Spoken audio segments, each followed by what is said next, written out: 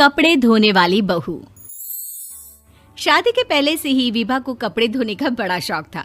कभी नल के नीचे तो कभी तालाब के पास। अरे मेरी नीली वाली लुंगी नहीं दिख रही है।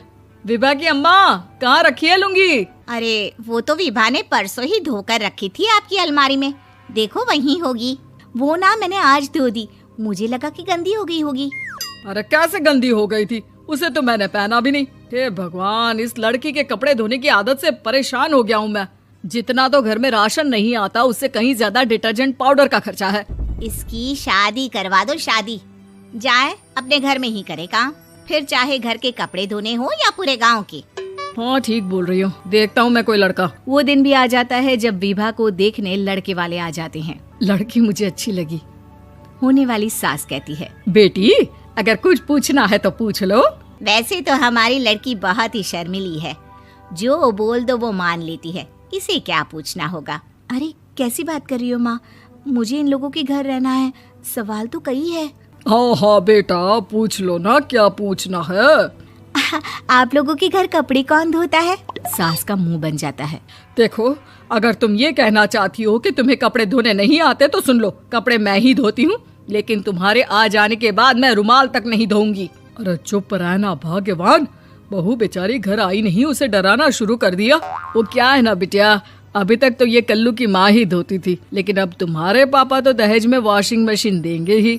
तभी विभा की माँ बोल पड़ती है, सवाल भी पूछा तो क्या। वैसे भाई साहब, मशीन की तो फिर भी कपड़े धोने की कैपेसिटी होती है। मतलब जो बिटिया दे रहे हैं ना विभा, इसे कपड़े धोने का बहुत शौक है। ये आप लोगों के क्या, आस पड़ोस गांव मोहल्ले सबके कपड़े धो दे और उफ तक ना करे। बाहर देखा नहीं आपने कितने कपड़े सूख रहे हैं? सब हमारी बिटिया ने ही तो धोए हैं। बस भी करो ना माँ, शर्म आ रही इतनी तारीफ सुनकर। और तो और एक दाग निकाल कर दिखाओ तो मान जाऊं। हाँ अच्छा, माफ करना बेटा, मैंने गलत समझा। हमें तो रिश्ता बहुत पसंद है। और ऐसे जुड़ जाता है रिश्ता कपड़े धोने का शौक रखने वाली विभा का। उसकी शादी हो जाती है कोयला फैक्ट्री में काम करने वाले कल्लू के साथ। शादी के बाद अचानक विभा चिल्लाती हुई सास के पास आती है। सासू माँ, अरे सासू माँ कहाँ है आप? ये तो धोखा है, धोखा दिया आप लोगों ने मुझे। इसे ससुर के चक्कर के बारे में पता चल गया। अरे तो उसमें तुझे क्यों धोखा मिला है? अरे नल में पानी नहीं आता, कपड़े कैसे कब धुलेंगे? अच्छा, तू पानी नहीं आ रहा उसकी बात कर रही है। तो आपने क्या सोचा? कुछ नहीं। अच्छा, तेरी माँ ने कहा था कि कपड़े धोने का शौक है, तुझे याद आया मुझे। शौक बोलकर कपड़े धोने वाले मेरे जुनून को कम ना आके सासू माँ, कपड़ा धोना मेरा गुरूर है। तभी पति भी वहाँ आ जाता है। अभी मैंने इसे सनी देओल की फिल्म दिखाई है, उसी के डायलॉग मार रही है माँ। अच्छा सुन, साफ साफ बता रही हूँ, पानी सुबह 4 से 6 और शाम को 10 से 12 आता है, समझी? विभा टाइमिंग सुनकर हैरान हो जाती है। ये क्या भूतों का मोहल्ला है? सुबह 4 बजे उठकर कौन कपड़े धोता है? 4 बजे टंकी में पानी जाता है, फिर सारा दिन धोना ना, किसने मना किया? अरे कैसी बात कर रही हैं? 200 लीटर की टंकी में कितने कपड़े धो लूंगी मैं? सुबह ही उठ जाऊंगी मैं। अब क्या था, विभा सुबह 4 से लेकर रात के 12 बजे तक कपड़े ही धोती रहती। एक रोज सास पड़ोस से निकलकर कहीं जा रही होती है कि साथ वाली कहती है, हाँ कल्लू की माँ, जरा ये बताओ कि 2 साड़ी है, 2 ब्लाउज और एक पेटीकोट और एक नाड़े वाला लंबा कच्छा। हाँ तो? अरे तो क्या, कितना लोगी धुलाई ये बताओ। धोबन दिख रहे हैं हम क्या? हमारे पति सरकारी नौकरी से अभी रिटायर हुए हैं और बेटा सुपरवाइजर है कोयला फैक्ट्री में। धोबन समझ रखा है हमें? हाय रे कल्लू की अम्मा, माफ कर दो, वो तो मोहल्ले में यही सब बता रहे थे कि तुमने बहू को कपड़ा धुलवाने के काम में लगा दिया है। सास को पड़ोसन की बात सुनकर गुस्सा आ जाता है। वो घर पहुंचती है जहां घर के बाहर ही इतने सारे कपड़े सूख रहे होते हैं जितने कि किसी धोबन के घर पर। अरे ओ कल्लू की दुल्हन, बाहर निकल।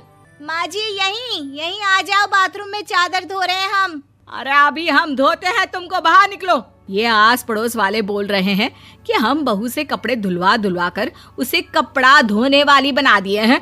अरे छोड़ो ना माँ जी, किन लोगों की बातों में आती हो? आस पास के लोगों का तो काम ही होता है कि वो किसी तरह सास बहू को लड़ा दे। बहू सारे घर के कपड़े धोती है, ये क्या कम है? बोलिए। सास को भी लग जाता है कि वो बहू का ये सनकीपन नहीं छुड़वा सकती, इससे अच्छा है कि खुद ही चुप हो जाए। एक रोज सास और बहू मंदिर जाते हैं, जहाँ सास की साड़ी वहाँ खड़ी भीख मांगने वाली से मिलती है। माँ जी क्या बात है, आपकी साड़ी उस भिखारन से कितनी मिल रही है ना? हाँ हाँ देखो तो, दोनों की साड़ी मिल रही है। क्या बात है कल्लू की अम्मा, तुम खुद को तो अफसर की बीवी बताती हो और ऐसी सिंपल सी प्लेन साड़ी पहनकर घूमती हो। सिंपल और प्लेन नहीं है ये साड़ी। तो क्या सोने के धागे से फूल बने हैं? कुछ भी सासू माँ, कुछ भी। हाँ बने थे इस साड़ी में सोने के धागे से फूल। मेरे पति लेकर आए थे मद्रास से स्पेशली मेरे लिए 10,000 की। ताहे भाई साहब इस भिखारन के लिए भी सेम टू सेम साड़ी लेकर आए होंगे 10,000 की। सास उस वक्त तो कुछ नहीं कहती, लेकिन बहू के साथ घर आती है और अलमारी से एल्बम निकाल कर लाती है। ये साड़ी देख रही है, ये वही साड़ी है जिसे मैंने अभी पहना था। इस साड़ी में ये जो चमकदार फूल दिख रहे हैं ना, ये सोने के धागों से काटे गए हैं। लेकिन तू लोकल वॉशिंग मशीन ब्रश से घिस घिस कर सारे फूलों को निकाल कर साड़ी प्लेन कर दी। मुझे माफ कर दीजिए सासू माँ। और तो और, जब मैंने तुझे तेरी गलती के लिए कुछ नहीं कहा, लेकिन तूने तो सबके सामने मेरा मजाक ही बना दिया। क्यों? बहू को समझ में आ जाता है कि अब से उसका कपड़े धोना बंद।